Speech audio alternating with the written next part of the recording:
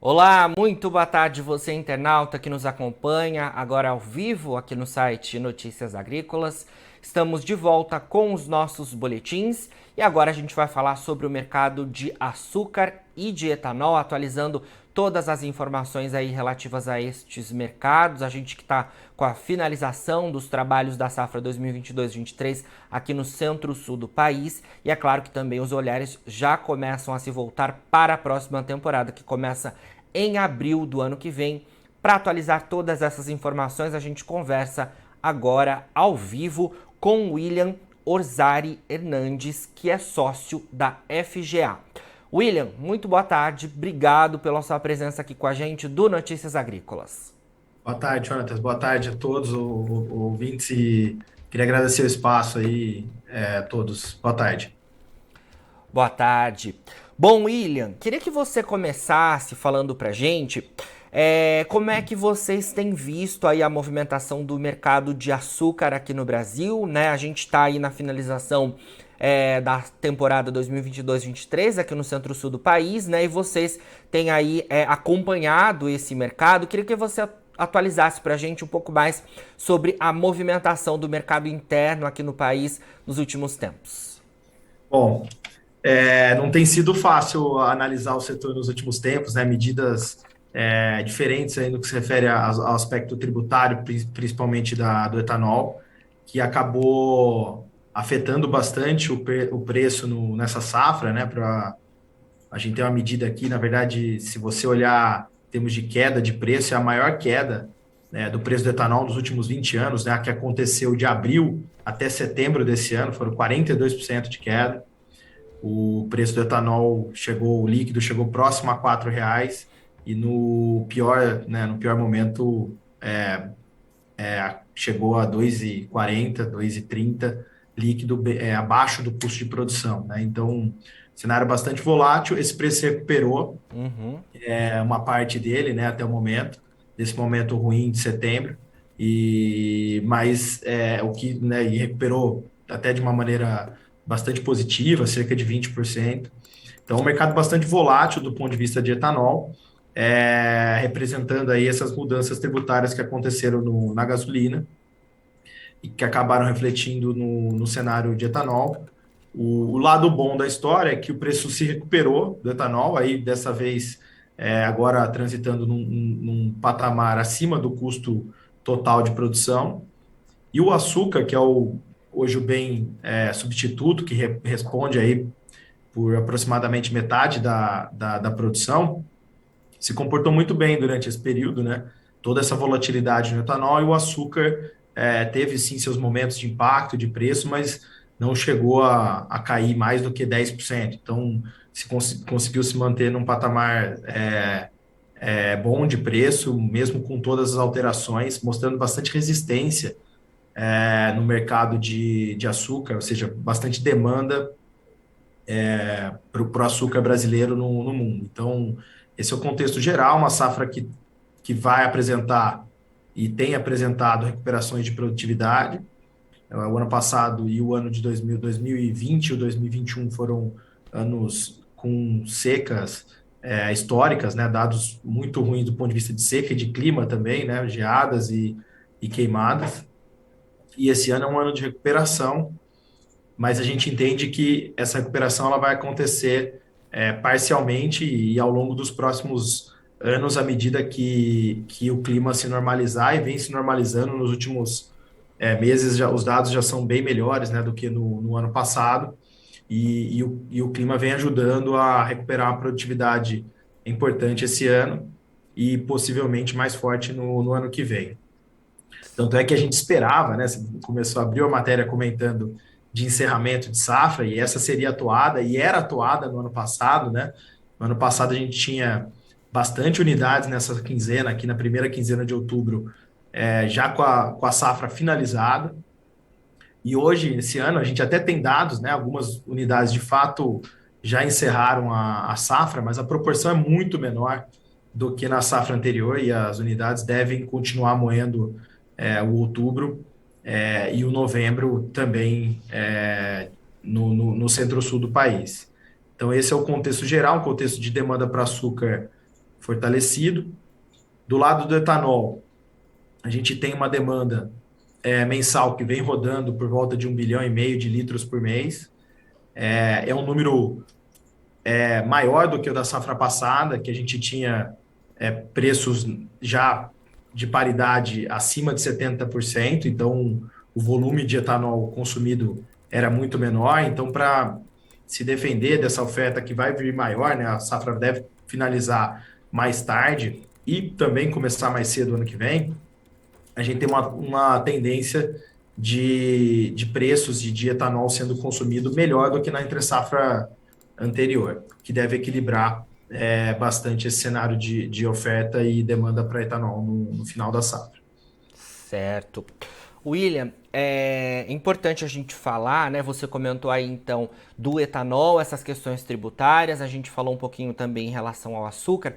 É importante a gente mencionar essa relação, né, bastante intrínseca dos dois produtos aqui nas usinas do centro-sul do país, porque as usinas elas têm a opção de produção de açúcar e do etanol, conforme aquele que compensar mais, né? Então o etanol ali teve toda essa questão tributária impactando de alguma forma com favorecimento para a gasolina, que é um substitutivo aqui nos postos de combustível do Brasil. Então de alguma forma o açúcar acabou se saindo mais favorecido, né? Em algum momento. As usinas elas fazem, né, esse trabalho de planejamento muito antecipado, né, em relação ao que vai ser vendido e fixado. No entanto, nesse ano de 2022, a gente teve aí essa informação pegando todos aí de surpresa, né, em relação ao etanol, que estava compensando bastante, né? Alguns momentos até chegou a superar aí, ali o valor do açúcar para as usinas, né? Então, na metade desse ano de 2022, a gente teve essas alterações. Eu queria... Pode falar, William. Exato. E o ponto é que a gente, né, o setor como um todo não teve tempo de se preparar para Exato. essa virada para o etanol. Então, como você disse, né, os contratos já estavam feitos, uma boa parte desses contratos já estavam fixados, então não era exatamente aquele preço da tela que os players estavam faturando. Então, isso dificultou essa oferta virar mais para etanol de uma forma mais significativa do que deveria ter virado. Então, essa é um pouco da nossa opinião de por que esse mercado de açúcar também não se movimentou, né? A gente não Uhum. teve uma oscilação da oferta de açúcar significante, porque os players já tinham essa posição para isso. Aconteceria em 2023, né? E não aconteceu aí pelas mudanças tributárias, o açúcar voltou a pagar prêmio frente ao etanol, um leve prêmio, que, na nossa opinião, ainda não incentiva aumentos de capacidade de açúcar, mas incentiva sim a maximização da produção para açúcar nesse período agora final de safra e possivelmente no 2023. Certo. William, você mencionou que a gente tem uma safra em recuperação, né? A gente que teve a safra passada sendo impactada por seca, por geada, por incêndios também, né? Agora a gente vê que o cenário já é de alguma recuperação, né? Os números mostram aí que a gente está caminhando. Imagino que no próximo ano a gente tenha um cenário ainda melhor. Só que mais oferta, o preço, é claro, tende a reagir, né? Mas eu vi que nessa safra 2022-23, ainda assim, a gente não tem preços exorbitantes, mas os preços foram bons, né? Queria que você atualizasse Isso. pra gente esse cenário e quais são os indicativos aí das últimas semanas em relação aos preços do açúcar e do etanol, você que está aí na região de Ribeirão Preto. Legal. Do ponto de vista de produtividade, a gente vê uma recuperação de menos de 5% para essa safra, comparado à safra anterior que foi ruim. Mas para a próxima, né, para a safra 23, trabalhando com dados de clima normalizados, aí é possível observar uma recuperação de produtividade acumulada de 2 anos, chegando a 15%. E é interessante que nesse setor, como a gente tem muito custo fixo, uma recuperação de produtividade dessa magnitude traz reflexo significativo para o custo unitário de produção, ou seja, 15% de aumento de produtividade acarreta aí ordem de grandeza 10 a 11% de redução do custo unitário de produção no setor. Então, a boa notícia é que os custos que estavam elevados, e aí do ponto de vista unitário também, a gente teve um aumento muito grande de fertilizantes e consecana. A gente chegou a praticamente triplicar esses valores nos últimos 2 anos, e depois desse pico que aconteceu aí no meio dessa safra, esses preços recuaram 10, 15%, desde o pico. E a gente prevê para o próximo ano, com esse cenário de preço, que esse preço médio vai ser melhor do que o dessa safra. Então, tanto do ponto de vista de produtividade, como do ponto de vista de aquisição de insumos, o setor pode ter novidades boas para melhorar um pouco do custo de produção dessa safra, que vai chegar próximo ou até acima de R$ 2,50 por litro de etanol. Então, a gente pode ter custo menor com esses dois índices no ano que vem. Do ponto de vista de cenário de preço, o cenário de etanol hoje é um cenário com um preço perto de R$ 2,80 líquido, mas na safra toda, conforme a gente comentou, esse preço médio deve ser maior, porque muitos players aproveitaram preços líquidos na casa ali dos R$ 4,00, R$ 3,80, R$ 3,90, para fazer a média de preços do ano. Então, entende-se que esse preço vai ser muito próximo ali do R$ 3,30, R$ 3,20 por litro, na média da safra, que é um bom preço, né, dado o custo de produção que a gente comentou, R$ 2,50, R$ 2,60. Mas não é o preço esperado para a próxima safra, né? Porque a gente não deve ter esse início de safra tão lucrativo como foi o início dessa safra. Então, para o próximo ciclo, é esperado sim o preço do etanol levemente, aí não tão forte, né? A redução ela é só comparável com o nível de pico. Na média, o 3,20, 3,30 deve ser muito próximo do preço da próxima safra. Mas com o benefício aí do custo de produção podendo ser um pouco menor por esses fatores que eu comentei, de produtividade e de custo unitário. Do lado do açúcar, preços estão estabilizados ali na casa dos R$ 2.100, R$ 2.200 por tonelada, dependendo da tela que você olha. E esse preço convertido para etanol vai dar algo em torno de R$ 3,00 líquido, R$ 3,10 líquido de imposto. Em algumas telas, R$ 3,20 até. Então, os preços futuros já estão convergindo de novo também do açúcar, né? Já estão convergindo para esse cenário dos preços setoriais na casa ali do 3,10, 3,20, em equivalente a etanol.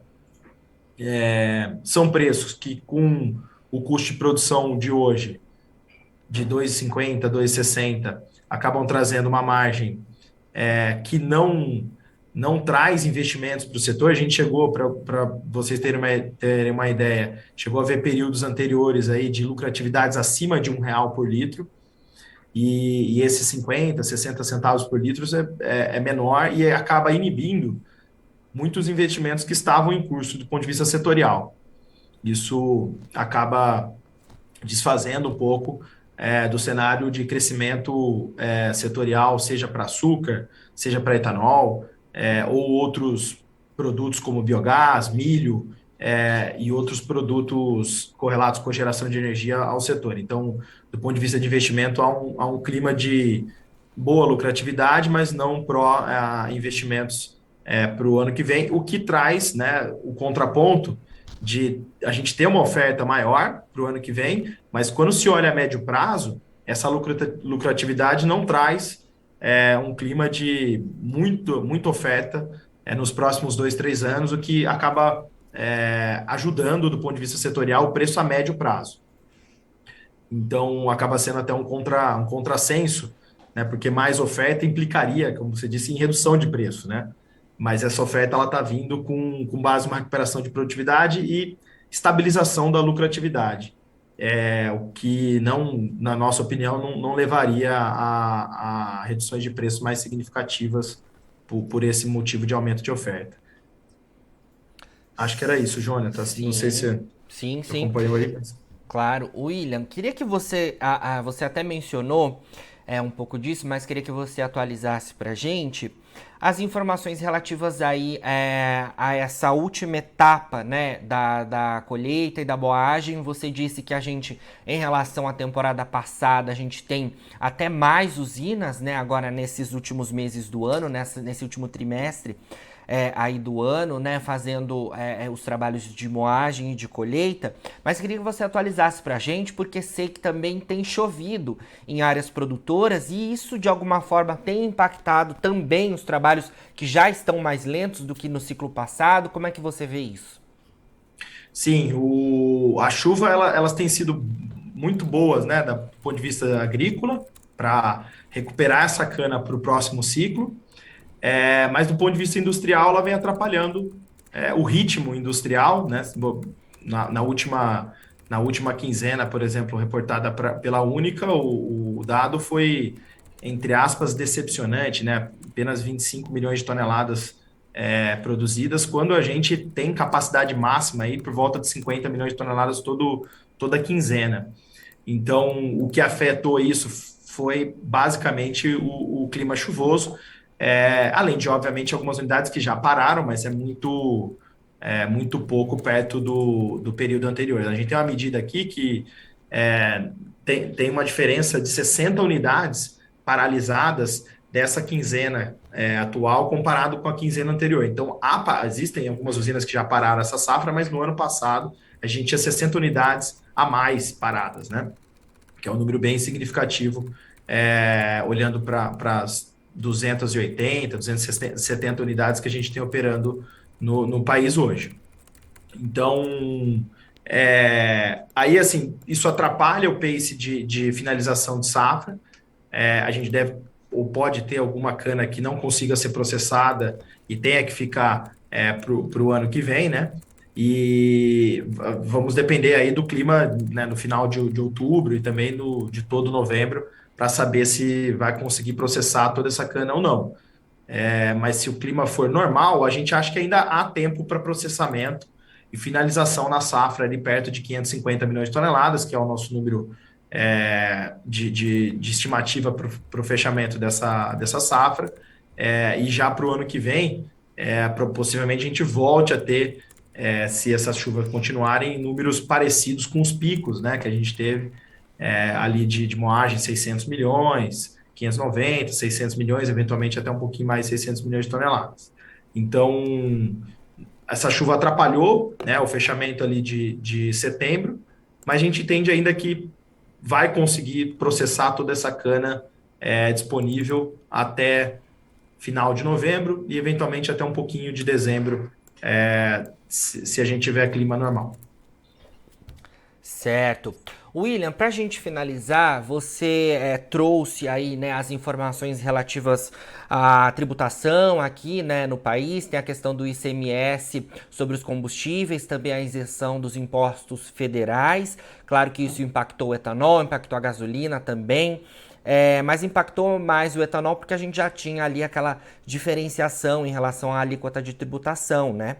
E a gasolina, Sim. é claro, ficou sendo mais favorável para o consumo aqui no país. Mas a gente também tem, é claro, as oscilações do petróleo, né? Assim como o ano passado tem sido um ano de bastante oscilação nos preços do petróleo. A gente teve aí no início do ano a guerra que impactou fortemente, né, o petróleo, que é matéria-prima para a produção da gasolina, por exemplo, e do diesel, né? Ou seja, a gente tem um cenário bastante complicado aí. Queria então que você atualizasse para a gente o cenário de combustíveis aqui no Brasil diante de todas essas informações, né? Os preços do petróleo oscilando no cenário internacional, a tributação dos combustíveis aqui no Brasil, olhando para essa safra 22-23, como foi o cenário, mas principalmente dando algo indicativo de como as usinas podem, de alguma forma, se posicionar em relação à próxima temporada. Tá. Assim, o preço ele tinha o preço local, né? Tava com uma defasagem negativa com relação ao internacional às semanas anteriores, né? Com o preço tanto do dólar como do petróleo subindo. Aí com as notícias mais recentes e o dólar também arrefecendo, hoje você já tem um preço mais equilibrado, do ponto de vista de preços internacionais versus locais, com uma leve vantagem, né, digamos assim, do preço internacional. Ou seja, o preço local ainda tem um pequeno desconto com relação ao preço internacional. Do ponto de vista de paridade, a gente teve um momento em que o preço ficou muito favorável, né, do etanol, com esses preços caindo que eu comentei. Hoje você já tem uma situação de paridade mais equilibrada, mais na casa ali dos 70%, né? Em alguns momentos a gente chegou a ter paridades que não foram para a bomba, não chegaram na bomba, não deu tempo de chegar na bomba, mas paridades se aproximando a 60%, que leva o consumidor literalmente a optar pelo etanol de uma forma bastante prioritária. Hoje você já tem uma situação um pouco mais equilibrada, né? Do preço da gasolina e do etanol estarem num patamar mais equilibrado, e aí vai depender muito mais desse mercado internacional, né? Ou seja, como é que nós vamos ver comportamento de petróleo e câmbio para os próximos meses. É bem difícil comentar preço, né, internacional de petróleo, porque o mercado organizado basicamente em problemas geopolíticos, né? Em que a oferta é muito controlada por situações políticas.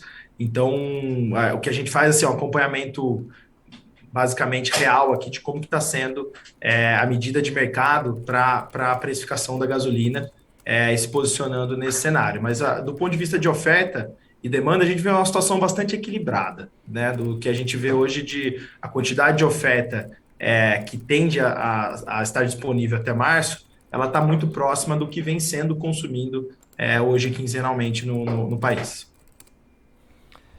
Perfeito, William. Cenário aí, como a gente começou a entrevista, né, para o setor sucroenergético, de bastante atenção nessa safra 2022-23.